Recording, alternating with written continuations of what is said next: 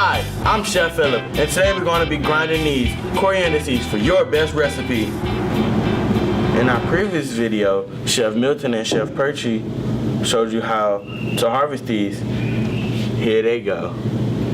And now, take a handful, put it in your nice hot toasty skillet. Shake it, shake it. Until you smell a floor scent. Smell just like Fruit Loops.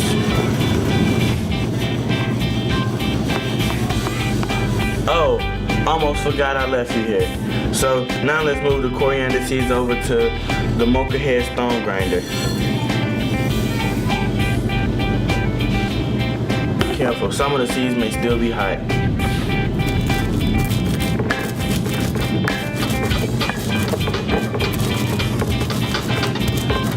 Oh, and another thing, if you don't have one of these Mocha Head Stone Grinders, you can also use a mortar pestle or a coffee grinder. It still works the same. And now I gotta get back to using my kid power and grinding down these coriander seeds so we can use them in class.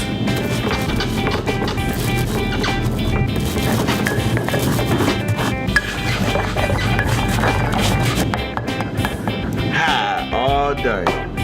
Now this is what kid power does.